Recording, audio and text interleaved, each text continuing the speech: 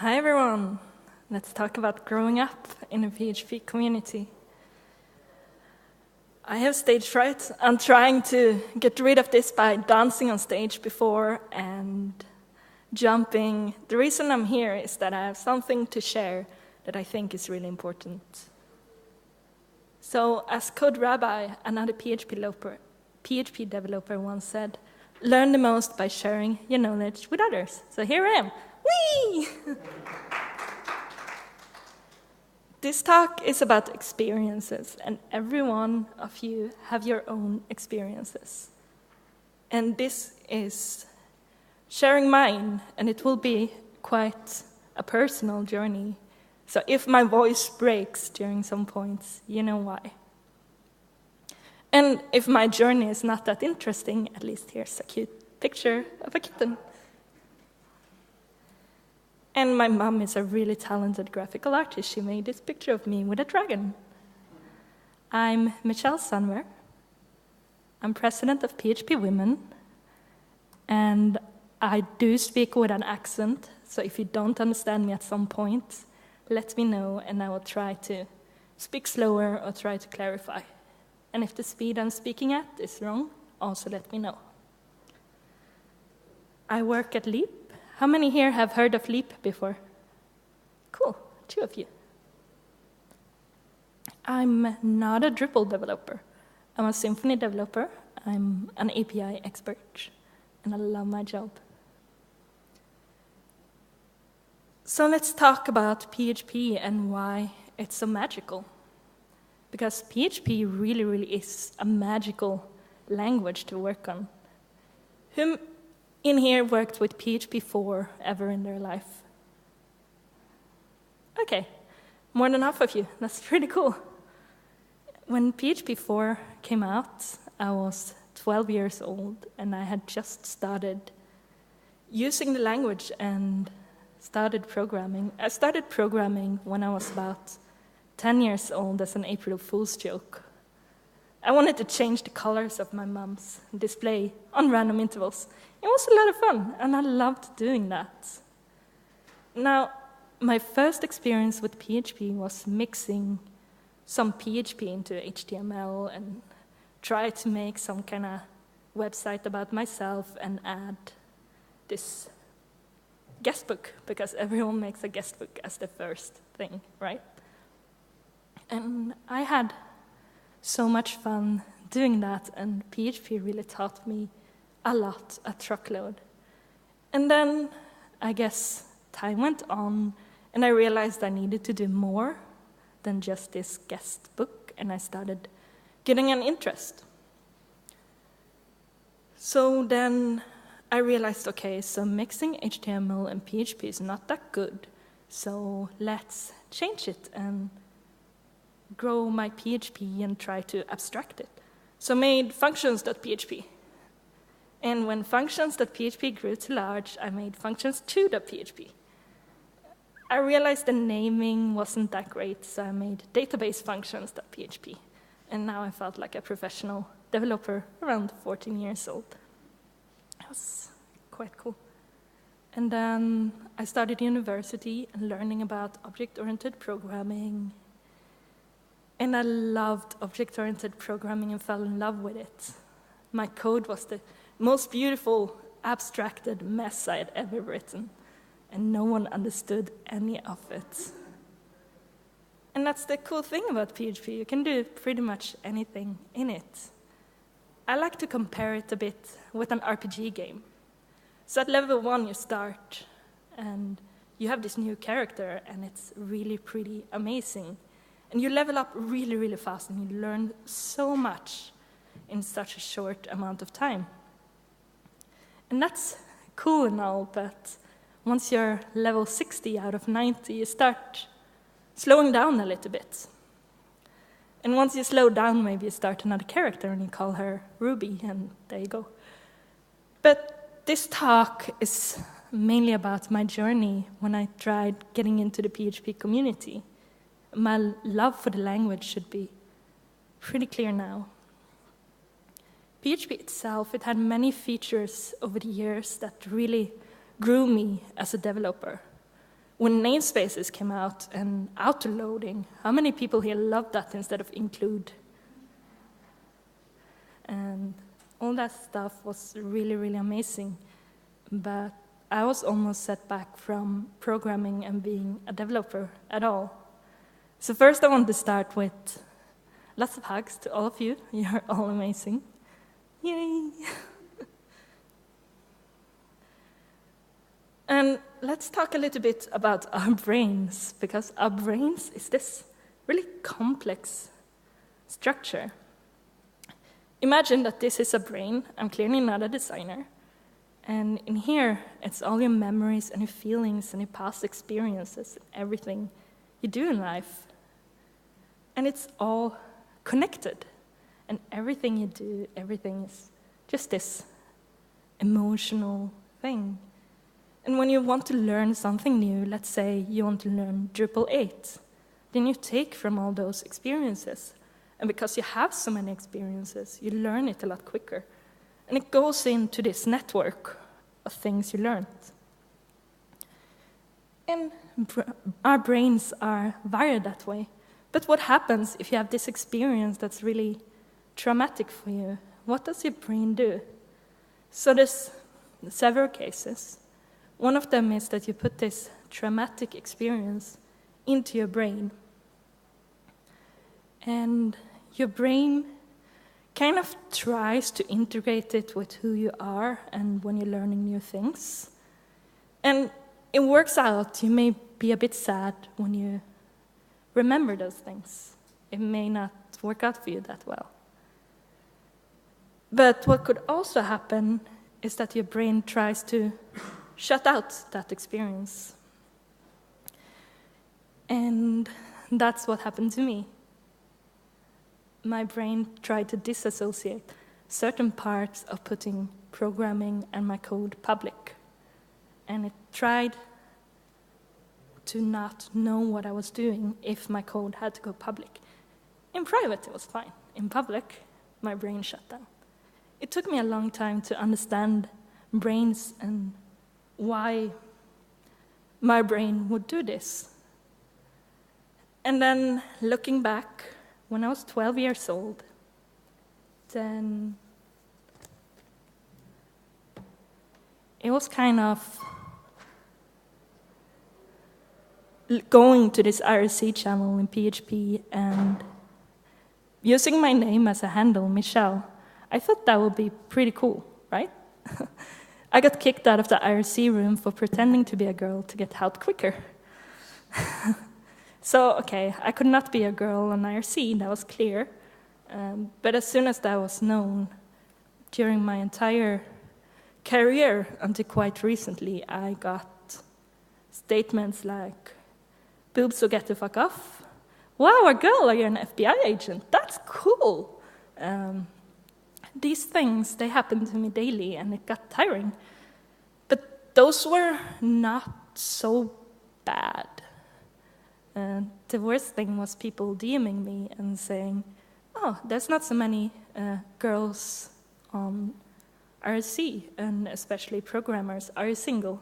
It became this thing that I still today get, but very, very, very rarely. And what happened in the community is that these things became not so okay. Nowadays we have code of conduct, and we have these awesome networks like we do in the Drupal community.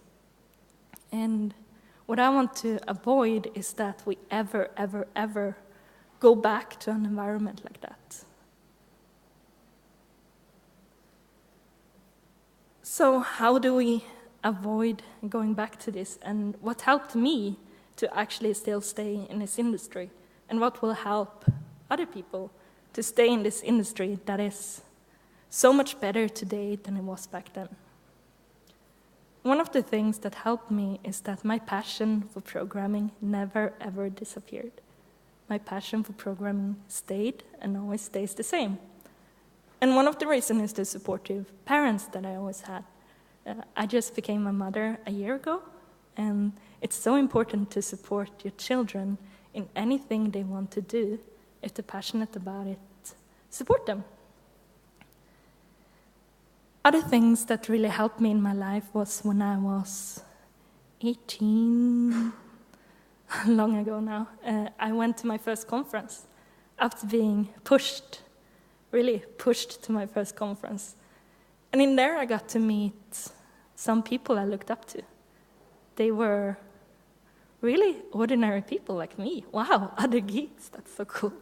And they didn't have this that a lot of people online had. They didn't say boobs or get the fuck off or anything like this. And it was pretty amazing, and I was hooked and started going to user groups.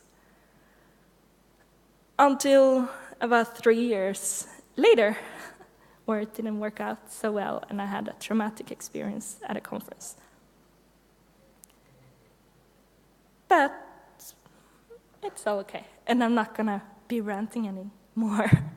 I just wanted to share some to try to kind of understand what it was like, and to build an empathy for everyone in this community, and that when something is said to someone who has experiences, like today, innocent conversation really made my brain kind of shut down. So it was, we were talking about how I don't do Drupal development. Oh, cool, are you a front-ender then? Oh no, I'm a Symfony developer. Oh, there's not many girls in Symfony, that's really cool. That's an innocent thing to say. But the thing I was thinking at that point was, oh wow, that person really doesn't think that girls can do Symfony, that's horrible. So we have to try to get into everyone's brain somehow, and I don't know how that works out. So therefore, I guess what I'm asking for is that we stop looking at groups of people and we start looking at individuals. Because individually, we all have these experiences, and our brains do these weird, different things. Now back to PHP. PHP is pretty amazing. And the speaker after me will talk about PHP 7.1 and all the cool features it has.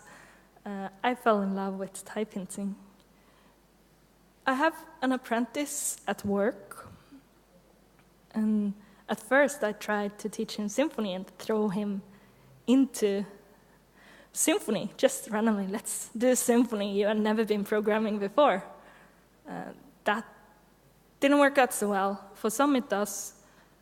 For him, I threw him into the deep water, and that's the strength with PHP. We could say, okay, let's not do this, let's start over. And that worked really well for him. So now let's talk about how I think we can fix this with all the people who have different experiences, and how we can be one unity and maybe try to be together as one and try to avoid people feeling like I was feeling earlier today from an innocent conversation. So let's talk about unity. Imagine you have 13 kids. 13 kids in school. It's a tweet that I saw, and it explains it really well. 3 of them wear yellow t-shirts, and 10 of them wear blue t-shirts. Now, the problem is that 6 of the blue shirts start stealing the yellow shirts' lunch money. And the other blue shirts, they're just in between. They hate that the other blue shirts are stealing the money, but they want to try to help. But they can't. They just say, it's not my problem. I'm not the one stealing the money. So the problem persists. Day after day after day, the money gets stolen. But then one day, the other blue shirt said, we had enough. And they unified with the yellow shirts. and said, okay, let's not do this anymore. Don't steal their lunch money.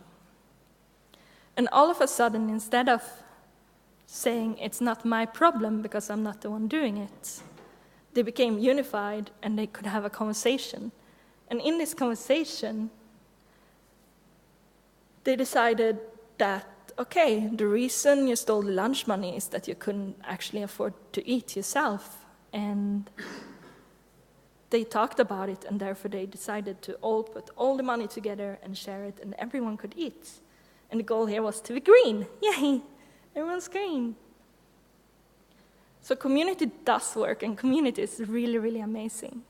I got a mentor in the community in phpmentoring.org, and he taught me about code confidence. I would start showing my code to him, and he would start telling me, this and this and this and this is amazing, before he told me, this little part could need tweaking. And that's something that I wanted to introduce as maybe an example. We started doing this at work as well in our merge requests. We try to always point out something positive so that the negative becomes less negative.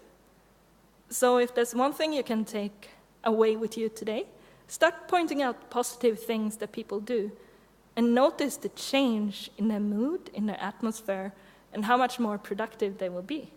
If there's one thing you can take away, take that away. So community does really work, but we need to be more positive, and we need to hug each other more. Larry went in, so more hugging. Community does work, and we can only fix the problems together.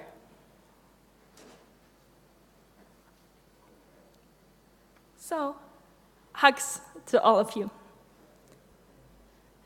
And now I thought we could have an open conversation last 10 minutes.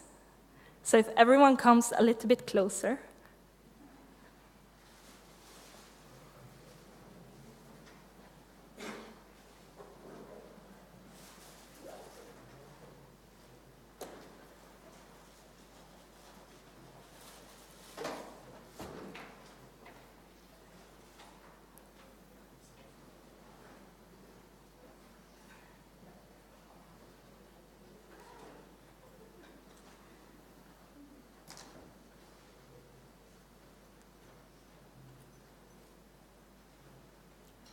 So once at a conference in a keynote, there was this exercise.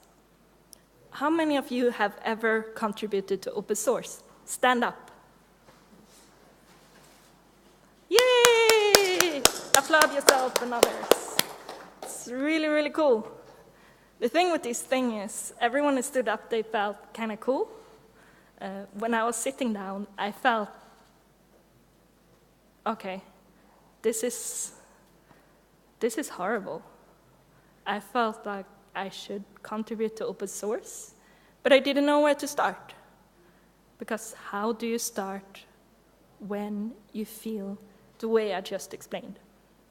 How do you start when you believe that because of your experiences and because I'm a woman in tech, people will look at my code and they will judge it harder?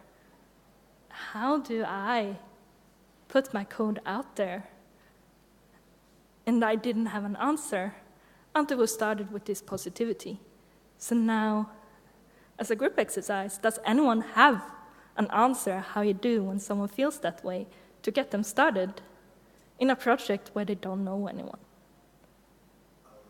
Find people who you don't know in another group, but who are looking for the same goals. Not necessarily company goals or community goals that are actual, but maybe just a co-working space. Mm-hmm. And try to see if they have common goals with you. So to repeat that for the recording, and what he said was to try to find people who have common goals, and then you can work together. Yeah, that's a really good point.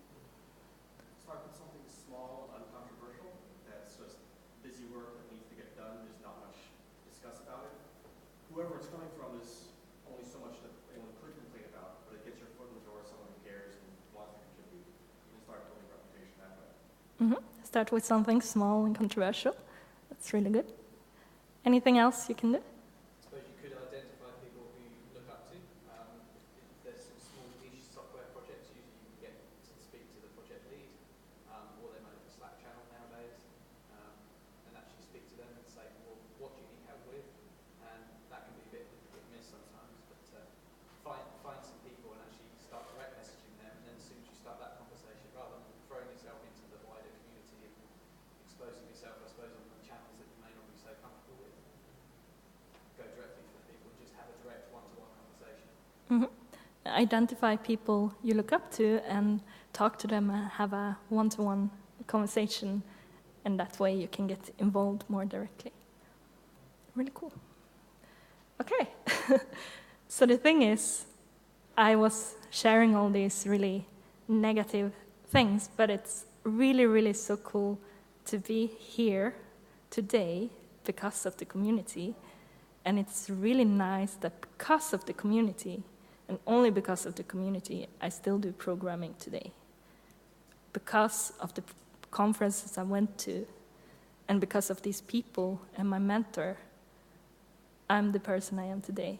So I would like to encourage everyone, even if it's small, just share something positive with everyone you encourage, everyone you meet, every code you see, share something positive about it.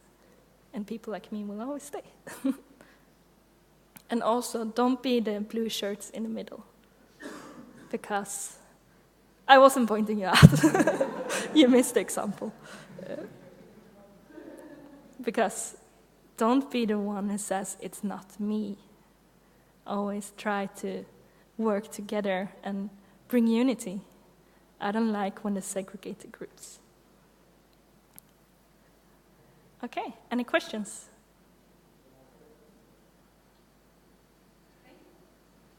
I have a question. You mentioned you had a bad experience, Mm-hmm. and that led to your fear of not wanting to share your code because you felt that might repeat that experience or inflate that experience you had previously. Obviously, sounds like it was quite a difficult experience, but could you tell us what it was like after you decided to make the step to make your work open source? What was the actual reality compared to what your preconceived fears were before? Were any of your fears validated, or was it sort of a light bulb moment in that all the fears were completely wrong, or some of them? Could you just tell us a little bit about that? Okay, so Open source to your project. my fears before I contributed to open source versus how it was after I contributed to open source. Was it validated, or how was it? So to this day, I still haven't contributed that much to open source. I did the easy fix issues, and they were really cool. And I wanted to contribute more to Symfony, but to this day, I still haven't, because I read the comments, and they are discouraging. People say thank you, but they never say exactly what was good. And that's, for me, discouraging me to do my code. Either it's merged with a thank you, or there's only negative things. And that's something I want to try to change. If you take this away to try to have positive comments, I might feel more comfortable contributing. Because I feel like I do at work, where we started practicing this, where we have positive comments, I actually feel like I can code. And that's something really, really important to me. I had a job interview. Once I was interviewing for a few jobs, and I chose Leap because they're the only ones who made me feel awesome. But one of the job interviews that stood out to me was a company in Sweden. And during this job, my potential employer asked me, how would it feel to be the only woman working here? And I said, that would feel pretty normal. That's my everyday job. It's what I do. And he said, okay, but really, we had a woman working here before, and she wasn't a good programmer, so we had to fire her. And now everyone else thinks women can't code. And we're trying to hire someone who can prove them wrong. I laughed and said, well, I'm not that person. Well, I wanted to laugh, but I just silently walked out the door. But still, it's... Can't blame them for their honesty at that point. Yeah, you can't blame them for the honesty, but it's still a horrible, horrible experience. Lucky escape. Lucky escape. Okay, and the next talk is going to be about PHP 7.1, which is something I have really, really, really fallen in love with. So I was talking a little bit about this journey that I had from PHP 4 and how PHP grew. I didn't get that into my talk that much, but when PHP became really, really open source and we started having type hinting, that was really cool. So thank you all, and I would like to hand over to Ayush. That's, yeah.